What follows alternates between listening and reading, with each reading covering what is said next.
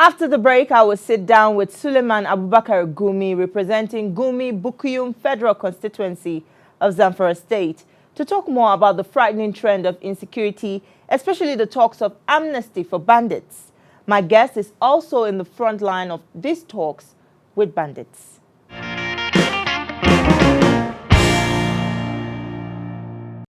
It's good to have you on the program, Thank sir. you for having me. So we have all been witnesses to the high level of insecurity in the country, and now your caucus, the PDP, Zamfara PDP caucus in the National Assembly, is calling for amnesty for these bandits. Is this really the solution? Are you sure this won't be like giving an incentive to these bandits? Well, you see, before we can understand the situation going on or find solution to problems, we need to really understand what is going on, what is really the root cause. If we understand all the basics, I think would find a better solution to the problem. You see, the primary aim of every government is to secure lives and properties. And negotiations, dialogue, you understand, is the answer to every solution, every problem. Now look at kinetic means that we've been using on Boko Haram, on the men people in the southeast, all the agitations. Where is it taking us to?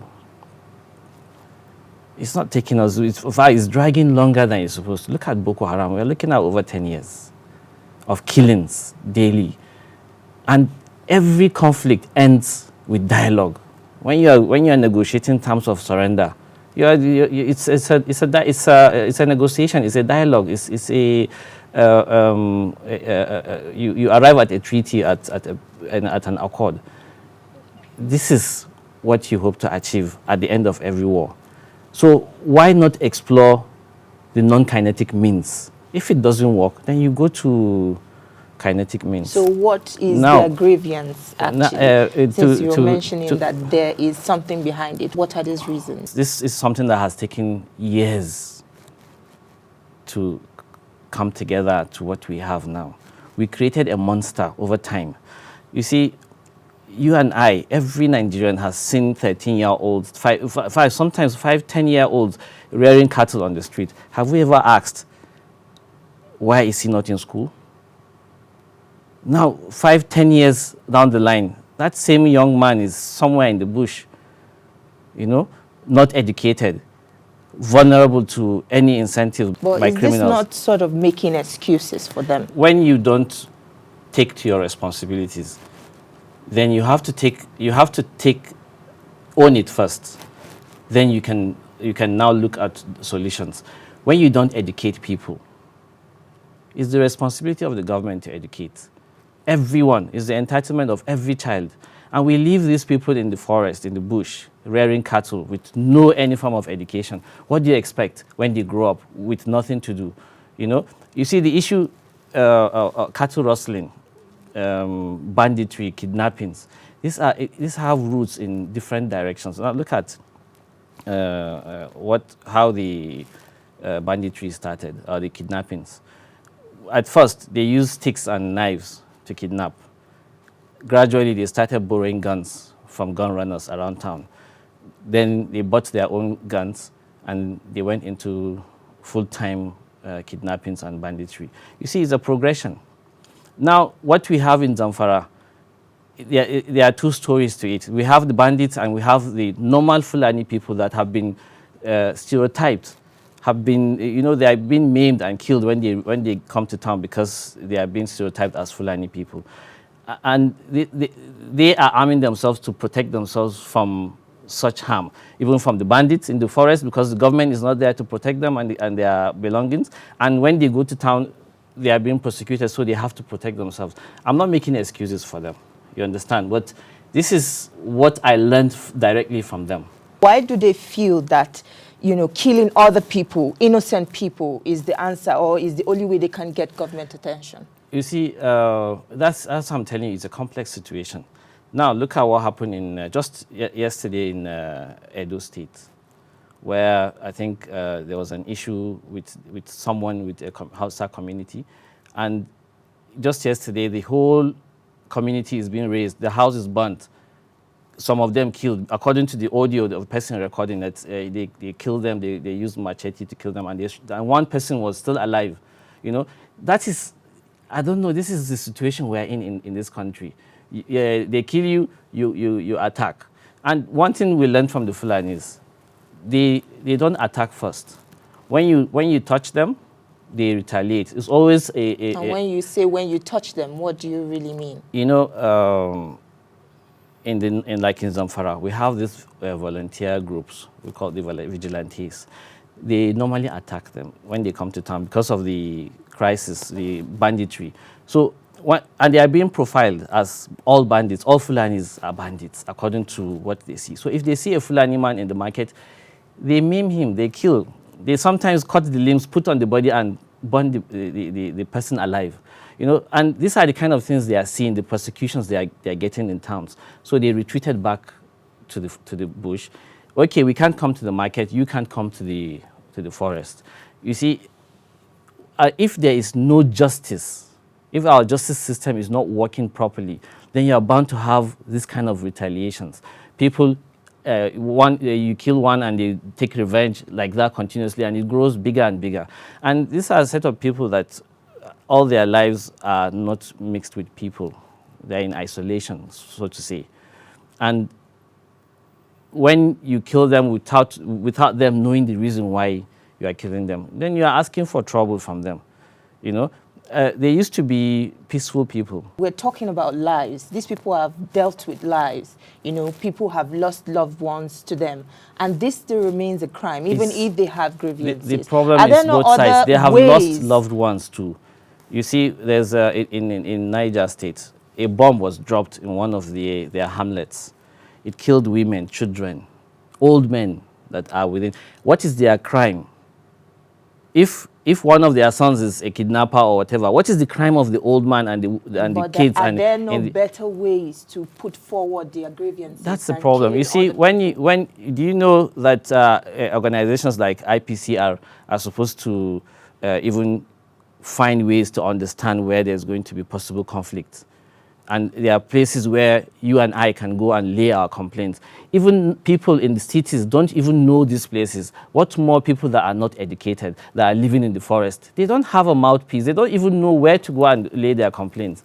You know, so there's a lot of government complacency, you know, in not taking its own primary responsibility. And this is what is bringing all these problems. You see, our governor, when he came into power, that was the major problem of Zamfara State, because people were dying in numbers. They attack a village, 200 people there. That's a huge number. But so with that on his plate, the first thing he did is to engage them. Look, come, what's your problem? And they sat, and he listened to them, and he understood their problem. And he said, okay, this is a simple solution. Let's see how we can resolve it. Within 100 days, there was no more tens of thousands of people dying. Now we are just having sporadic cases here and there, you know. So this is what dialogue can do. But, you know, you say carrot and stick, right? Or carrot and dagger. When you offer the carrot, you have to find a way to maintain that carrot, because these are people that have lost their cattle, lost their livelihoods, lost their loved ones, their homes and everything. You have to rehabilitate them to maintain that peace treaty you're having with them. Now, how do you do that?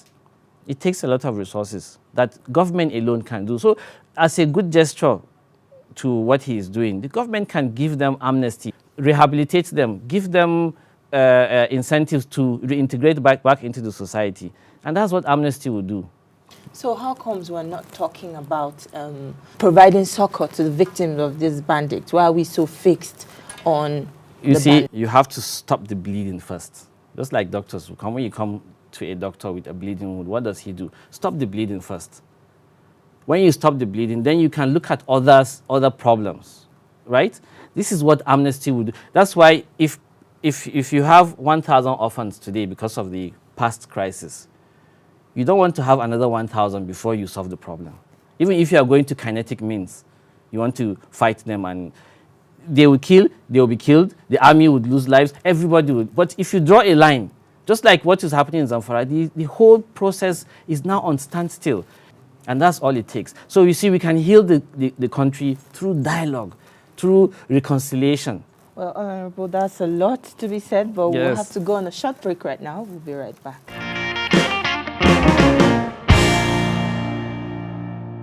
Before we went on this break, we had been talking about amnesty for bandits. Do you agree with the Minister of Defense saying, urging these villagers to, stand and fight these bandits instead of running away for safety? That is like encouraging people to start fighting, and the consequences is the problem. Anarchy can set in. When people arm themselves and fight whoever they want to fight, when the fight ends, then who disarms them? You are going to distribute weapons all over the country. Criminals will take advantage of that, and the country can go into chaos. So I don't think he had a very good thought by saying that. Let the government do the needful first. The unofficial means of discussing with them has taken place. Right now, everybody knows that there's something going on. The bandits are even talking to, some people. Why is the government not taking advantage of that? Discuss with them. Find out, solve the problem without using kinetic force. Since you have been communicating with these bandits, what exactly have you been telling them? I've been part of an entourage, and I go there as an observer to see how I can contribute my own quota and see how we can change these things. And the first thing we do there is to listen to them. We're here to listen to you. What's your problem? And the first thing each and every camp is talking about is justice.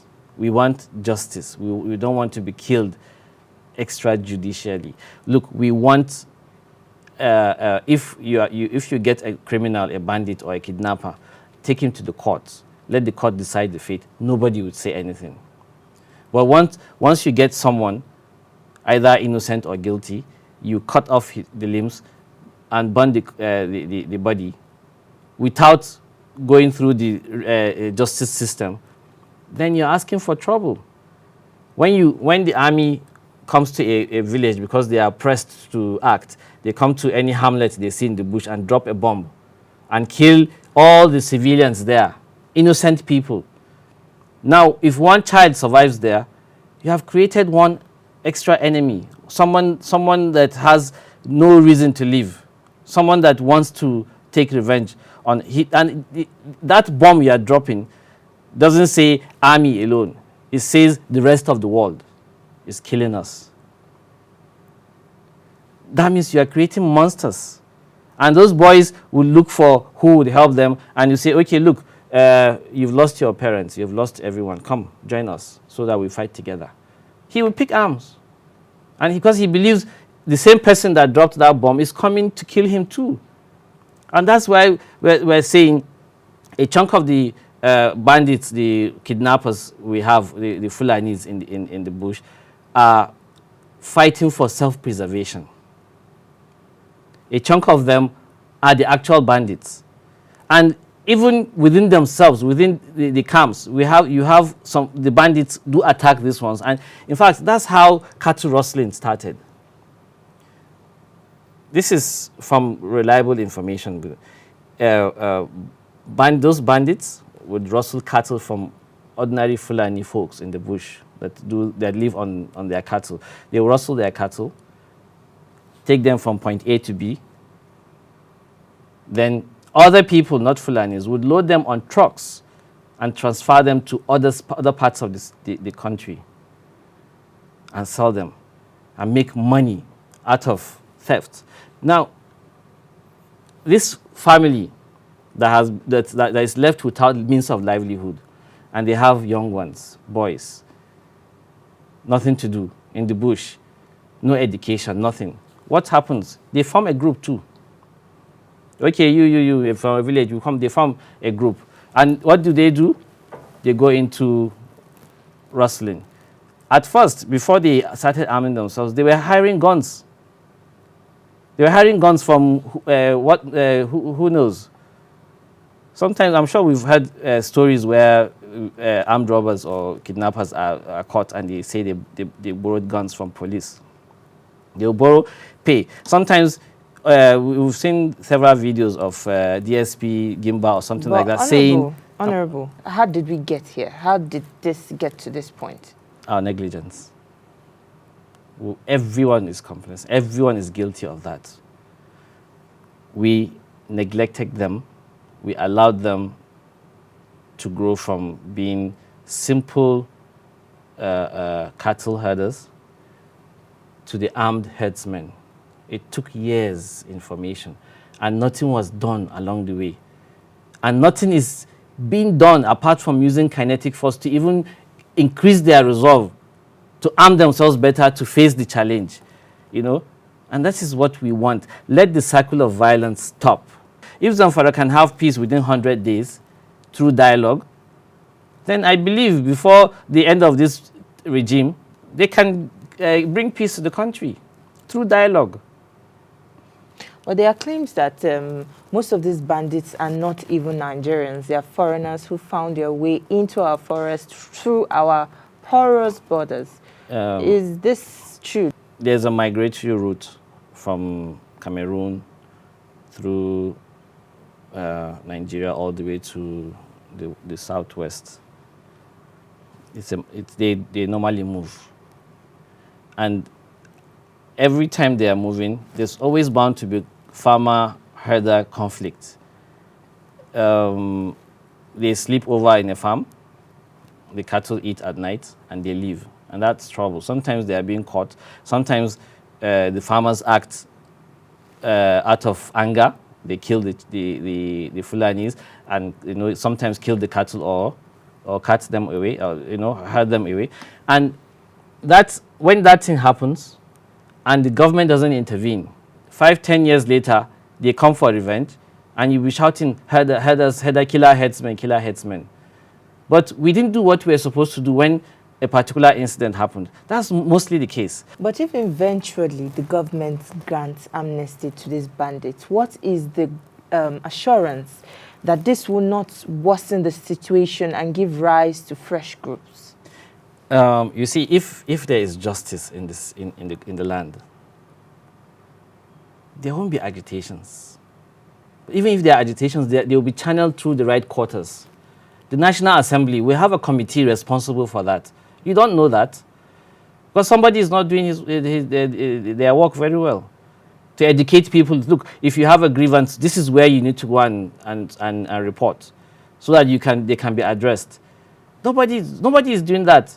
I have a grievance, I don't know where to go to. The next thing is to go to police, and sometimes you go to police, you'd rather even not go at the end of the day. So let us do what we are supposed to do. There will not be agitations. Look, fairness, equity is very important. We are in this country together.